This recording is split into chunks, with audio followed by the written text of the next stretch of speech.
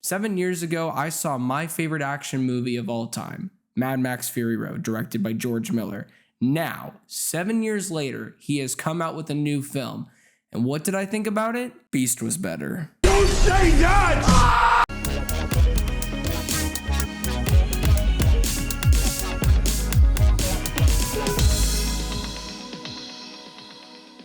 Well, hey guys, my name is Joseph Curtis, and if you love movies just as much as me, you have come to the right place. Now do me a huge solid and click that like and subscribe button, and also if you want to follow me on the following social platforms, that would be great as well. Now let's start talking about 3,000 Years of Longing. A lonely scholar on a trip to Istanbul discovers a djinn who offers her 3 wishes in exchange for his freedom. When it comes to my expectations for this film, they were really high. When you have people like Tilda Swinton and Idris Elba involved in this project, and at the helm of it, the director, the captain of the ship, George Miller, who was back after 7 years, there has to be something great with this project. There has to be something meaningful, and there is. But I don't feel like it was captured as well as it should have been. The ideas are all over this film. They are all over it, and I love the ideas. But the execution didn't work for me. So let's talk about the things though. Let's talk about the things that worked with this film first. If there is fate, who can say? But in the Grand Bazaar of Istanbul, I chose a memento. The performances are fantastic, especially from Idris Elba. You can really feel the pain from this man. I really liked Idris Elba's character. I think he has the most unique perspective and aspect in this larger than life tale.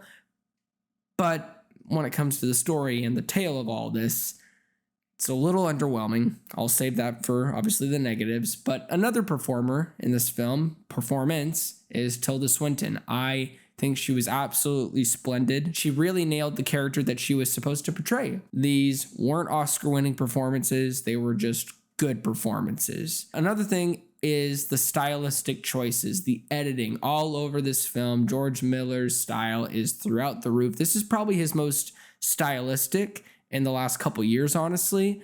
And the CGI is really top notch. There are a couple moments of green screen, and you can totally tell when there is a set design in the environment. You can be like, yep, that's where the set piece ends. But when it comes to really, really powerful moments of storytelling, when it comes to visual storytelling, not just, dialogue, but when you're literally thrown in to transition sequences, it is amazing work. I especially love the stuff that they were able to pull off near the third act, and it's good. It's engaging.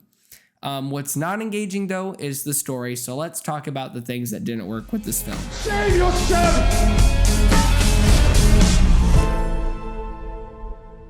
I have a wish. The performances are great. The stylistic choices are really good. But the film is about storytelling, specifically great storytelling. And it missed the main ingredient for great storytelling: good pacing and writing. Because this film has the ideas, it has the potential of a great story. You see it, you see the glimpses of it throughout the first act to the third act by the time the credits roll.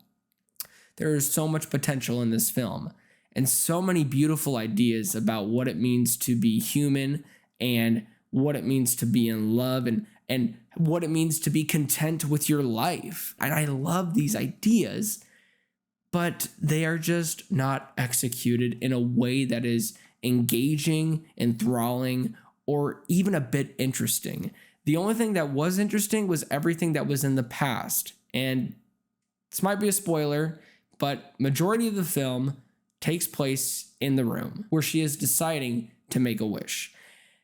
And Jin is basically trying to convince her through a bunch of stories of his past and how he got here. Like, all the stuff that he says, all the stories that he tells are so intriguing. But even in those moments of excitement, it just feels like it takes so long to get there. Especially the first 30 minutes, and maybe it had to do with music for me. It felt like there was no score, or at least there was a lot of painfully dragged out scenes with no music at all in the background. And for me, music helps a lot for a film. And they didn't really utilize music at all in the first 30 minutes. And maybe that's a creative decision. Maybe that was a creative choice. Maybe it was just about the conversation. I missed that artistically. It just wasn't working for me. And that really dragged the film for me. Like, you have to hook in your audience in the first 30 minutes. That is so crucial.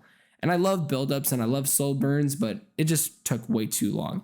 And then when Jin starts talking about his past, it gets a little bit interesting. But then it's the execution of those stories that I just didn't find that interesting at the end of the day. It felt like it was building up to something spectacular, and it never reached those heights. So for me, 3,000 Years of Longing has a lot of great potential to being an incredible story about what it truly means to love your life and be full of happiness and joy and love and full of regret as well. And what do you do with that regret? But at the end of the day, the film just left me with a numbness that I just couldn't shake off. And I looked at my wife and I just said, eh. So with that out of the way, I'm going to give 3,000 Years of Longing a solid 5 out of 10. Well, thank you guys so much for watching my review. It really means a lot. Please don't forget to like and subscribe. And also, please don't forget to be blessed.